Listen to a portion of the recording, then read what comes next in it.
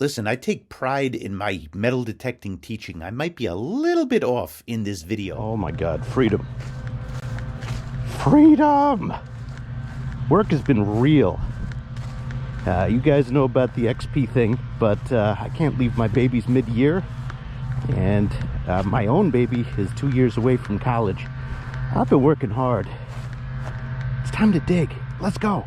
Basically, I was overjoyed to dig, and I forgot to turn the volume on that would let you hear what the detector is, saying, which is kind of important. We're just going to call this a metal detecting video. I'm going to quickly interject from the future. We salvaged this video. It's been sitting on my computer for 2 weeks, but we salvaged the instruction in this video. You see that guy? Yes, see that guy? It's the Jeff. Hola, Jeff. Hola! Let's get it! Let's go! All right, we're starting out in the general program. No. I've been to this place a lot. There's a lot of history here. And I know that there's a lot of iron too. We're going to work our way to some more iron-specific programs. But let's start out in general. I just feel like swinging. Could have something very deep here. You just got Gary's programs in the detector. They were programmed by Gary. Use those programs. No, I went to 2 of Gary's programs, and we're going to see how that goes. I'm kind of excited to use them. Gary was telling me about Roman sites and how there is a endless supply of nails that were from shoes, just littered on the ground and finding targets that are non-ferrous in a sea of ferrous is such a challenge. All right, so we got the IAR program, and Gary set this up for me. Now, IAR is a function in the Goldfield and the Relic program for the Deus and the Deus 2, but Gary knew that this would stick in my head, so we called a program on my Deus IAR. And I want to bring you through the settings: frequency max 24, iron volume 10, reactivity 5, 2.5 that is, audio response 3, threshold 20, discrimination IAR 5, sensitivity 95. Another thing really important, I was using pitch tones. That's fantastic, Merrill. What does it all mean? Now here's what you got to know about pitch tones. So we got a mercury dime over here, and we've got an rusted iron nail over here. You get 2 basic tones. You get ferrous and non-ferrous. Let's listen to non-ferrous first.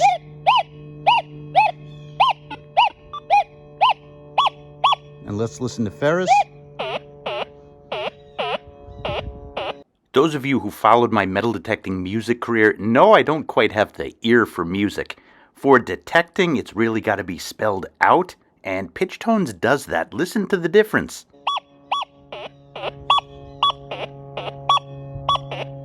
But you also get a sensitivity to the size of the signal and the situation of the shape. Wait until you see this one. We got that's a old lantern part, and it's asymmetrical. Wait till you hear this. But first, you be quiet. But first, there's a big size difference in these 2 coins. Let's listen to that first. I'm going to keep, so here's one, here's the other. And I'm going to try to keep the coil level and listen.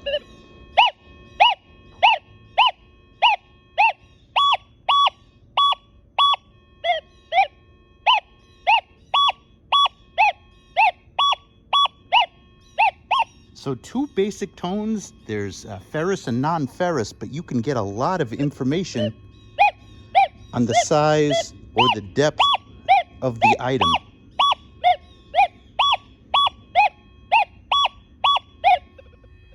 Now this is the one that's really wild, because look, you got that extended shape right there. Now first, let's keep this the same level. Now listen to this.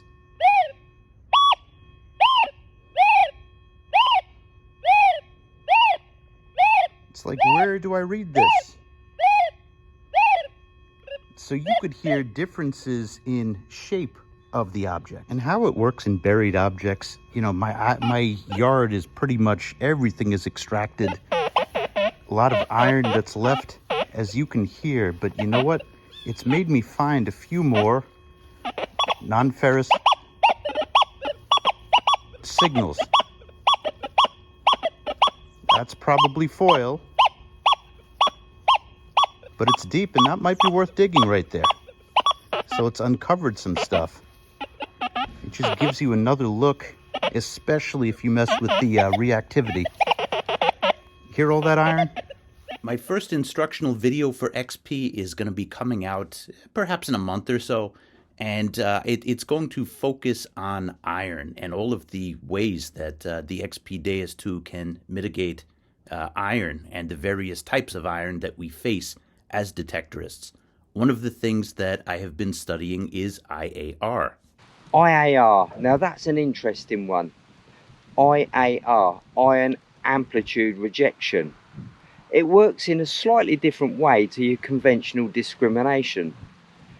It rejects iron at certain depths. So for example, IAR will reject a target, will reject an iron target at a certain depth, and then as you go higher, 2, 3, 4, 5, 5 being the maximum, you will reject iron or bigger iron at better depths.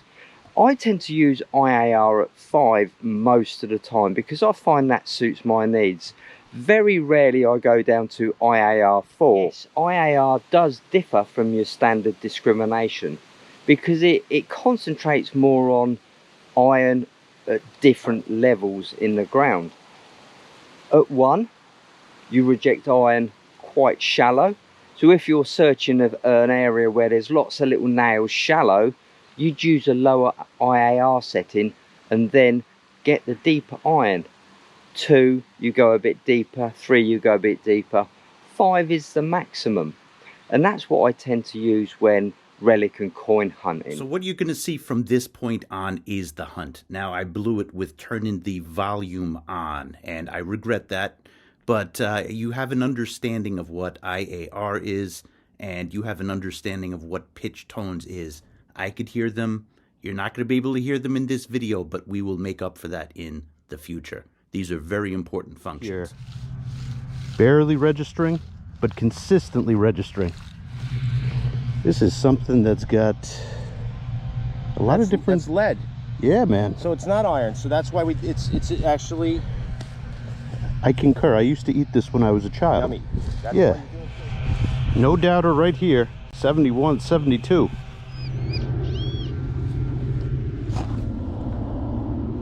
Rivet. This is a rivet from a saddle. So the ground here is full of iffy signals. This has a little skip to it. And this is below the plug. Junk. Interesting junk though. Clear 87. We are on the coin and we got a wheat cent. There we go. All right. Are you kidding me? I was like, okay, this is close to surface. Look at this. And it still turns on. Sweet. That is the tool of the detectorist bird, the night hawk. 47, 48. Well, we're getting on the right trail. Old and, you know, piece of copper. So conductive target. Let's go. 79, 80, halfway down the scale. Uh-oh. We both... Yep. All right, I got... Oh, this is one of my favorite things to pull. What'd you get? Skeleton. Skeletoni? Well, it's not an entire old skeleton key, but it's got the teeth, you know. Oh, that's a pretty one. It's got the pretty one. It's got the teeth. Does it have these teeth? It's got these teeth. Look at the teeth.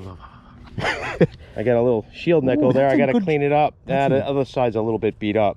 I was going to say that's in good shape. It might be when I clean it. I've only found shield toast. Oh. Cheers to you, my friend. Cheers to you. Pound that. Pounderoni. Yeah. It's the San Francisco treat. Let's go. Let's go. San Francisco. We don't time for this chit chat. Yeah. Another good signal. 88, 87. Right by the key. I see whatever it is. And my guess is this would be the bottom of a lock. Let's get this in the light. Or maybe not. I don't know what this is. Whatever this is, I've never found before. It's got some detail to it. Well, that's a cool find. All right, we'll take a close look at that. We're getting some relics. Listen, people, when you're blind, you think you see writing on everything. This is something that was folded for whatever reason, so hammered and folded, I guess. It's an interesting little relic. But more importantly, I want you to notice my swing speed, especially if you have been watching my videos for a while. You will see a difference. 70. I see you. Button. Okay. I like buttons. And the shank is there. There we go. Ooh, and we might have some detail. Dude, there ain't no detail. You're just blind. I mean, there's a little bit on the back. Yeah, there's your detail. Nah. I have to dig this. This is ringing up at 0. Yeah, what were you expecting?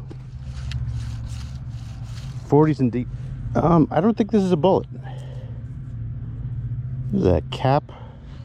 Yeah, I checked with my archaeologist friends what this is. This is a Gothic thimble. Like you'll see Gary Oldman wearing it in Bram Stoker's Dracula.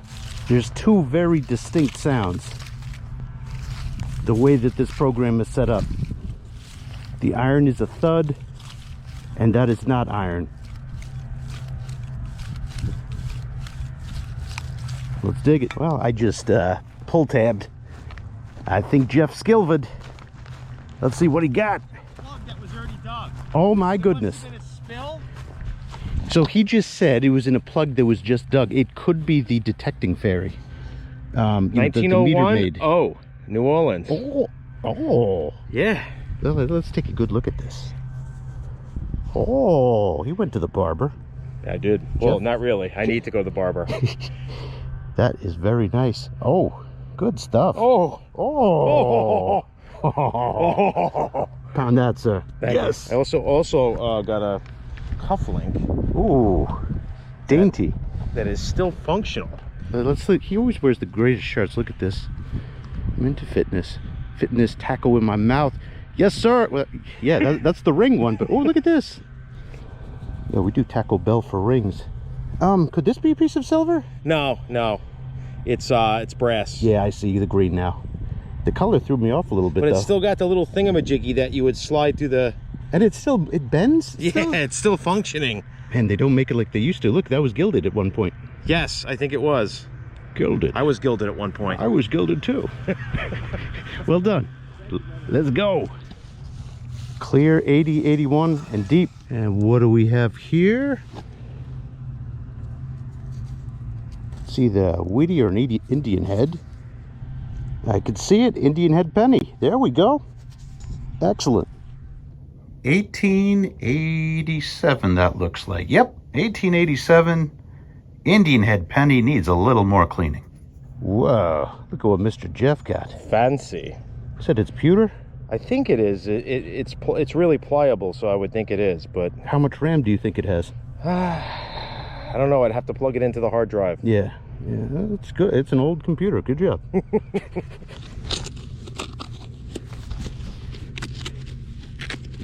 Might be Deeper. Yeah. Here it is. What is it? Oh, it's big. Oh, It's large. Oh, Oh, it's big. Is that a coin? Is that a coin? That's It's a got to be a coin. It's got to be a coin. no, it's a button. It's a button. It's a big button. It's a big button. Flattened. It's a flattened button. You sure? Yeah, see the thing in the middle? Yeah, you're right. Oh, okay. That's pretty sick, though. That is pretty sick. This might be a coin, though. Do you think they made a button out of it? I don't know.